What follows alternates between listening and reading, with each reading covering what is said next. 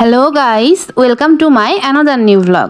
আশা করি তোমরা সবাই ভালো আছো, আমিও ভালো আছি। তো অনেক দিন তো রান্না বান্নার ভিডিও দেওয়াই হয় না, তাই আজকে একটা রান্নার ভিডিও নিয়ে চলে এসেছি তোমাদের সাথে। এই তো কি রান্না করেছি বুঝতে হয়তো পেরেছো। আজকে আমি তৈরি করেছিলাম আলুর দম। তো প্রথমে আমি আলুগুলোকে এরকম টুকরো টুকরো করে কেটে নিয়ে সিদ্ধ করতে বসিয়ে দিয়েছিলাম। আর এখানে হচ্ছে গরম মানে জলের মধ্যে হচ্ছে আমি আলুগুলো দিয়ে তাতে একটু লবণ দিয়ে, ওই পাশে তোমরা দেখতেই পাচ্ছ আলুটা সিদ্ধ বসিয়ে রেখেছি। আর আরেকটা প্যান নিয়ে নিলাম, এখানে এখন তেল দিয়ে দিচ্ছি আর সাথে দিয়ে দিচ্ছি হলো পেঁয়াজ কুচি। তো পেঁয়াজ কুচি দেওয়ার পর দিয়ে দিলাম মরিচ কুচি। এখন এগুলোকে একটু ভালো মতন নেড়ে চেড়ে ভেজে নিব ভালো করে। তারপর দিতে থাকবো এক এক করে মশলা। প্রথমে হচ্ছে দিলাম পেঁয়াজ বাটা, তারপর সামান্য একটু রসুন বাটা আর হচ্ছে জিরা বাটা দিয়েছিলাম। আর সবকিছু দেওয়ার পর ভালো মতন এখন মিক্স করে নিয়ে, যেহেতু মশলাগুলো দিয়েছি তো ভালো মতন কষিয়ে নেব। আর আমার মনে হয় যে এইরকম তাপে তাপে যখন মশলাটা ভালো মতন কষিয়ে নেওয়া হয় তখন তরকারির স্বাদ বেশি ভালো হয়। তো এখন হচ্ছে আমি একটু হলুদের গুঁড়া আর মরিচের গুঁড়াও অ্যাড করে নিলাম, আর সাথে দিয়ে দিলাম একটু হচ্ছে মনে হয় জিরার গুঁড়া। তো তারপর আবার ভালো মতন আমি সবকিছু মিক্স করে নিয়ে কিছুক্ষণ পর আবার একটুখানি তেল দিয়ে দিলাম, তারপর দিয়ে দিলাম টমেটো।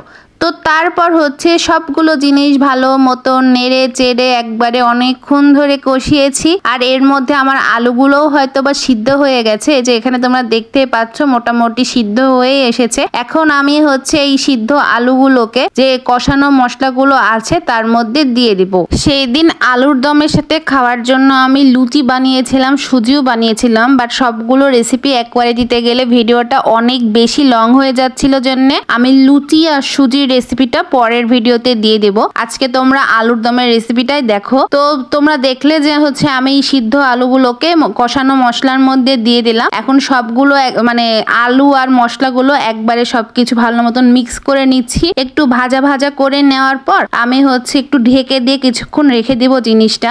মোটামুটি 5 মিনিট ঢেকে নেওয়ার পর আমি ঢাকনাটা সরিয়ে নিলাম। আর একটা সুন্দর ঘ্রাণ আসতেছিল জানো তরকারি থেকে। তো তারপর আবার আমি একটু নেড়ে চেড়ে হচ্ছে নিচ্ছি। আর একটু গ্রেভির জন্য আমি একটু গরম জল অ্যাড করে দিলাম। অবশ্যই এই তরকারিগুলোতে তোমরা গরম জল ইউজ করবে, তাহলে দেখবে যে তরকারির স্বাদটা একটু বাড়বে। তো তারপর হচ্ছে আমি ভালো মতন মিক্স করে নিলাম। এদিকে তো একটা ভালো গ্রেভিও চলে আসছে। দেন হচ্ছে আমি একটু লবণ চেক করে দেখলাম, আমার একটু লবণ কম লাগলো জন্য আমি লবণ দিয়ে দিলাম। আমি তরকারিতে শুরুর দিকে লবণটা একটু কমই দিই, কারণ কি হচ্ছে কম থাকলে প্রবলেম হয় না, পরে মানে টেস্ট করে লবণ অ্যাড করা যায়, বাট বেশি হয়ে গেলে তখন সমস্যা হয়ে যায়। তো যাই হোক, আমার মানে মোটামুটি এখন তরকারিটা মনে হয় রান্না করা হয়ে গেছে। আর একটা সুন্দর রং এসেছে, প্লাস টেক্সচারটাও কিন্তু দারুণ হয়েছে। তোমরা কিন্তু এভাবে বাড়িতে ট্রাই করে দেখতে পারো। আলুর দম কিন্তু খেতে অনেক মজা লাগে, বিশেষ করে এই তরকারিটা লুচির সাথে, রুটির সাথে, এমনকি ভাতের সাথেও আরামসে খাওয়া যায়। আর আমি আমার গত ভিডিওতে বলেছিলাম যে আমার ফলোয়ার্সদের জন্য একটা সুখবর আনতে চলেছি। মেইনলি আমি একটা কন্টেস্টের আয়োজন করব।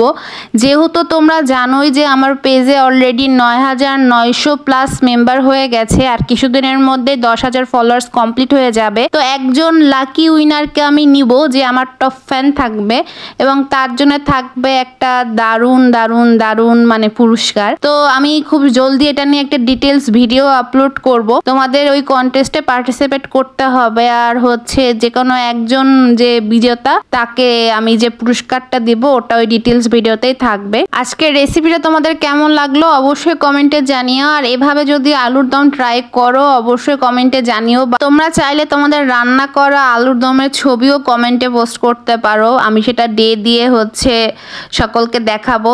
তো এই তো আজকের ভিডিও এখানেই শেষ করছি। সবাই অনেক অনেক ভালো থেকো। আজকের মতন টাটা।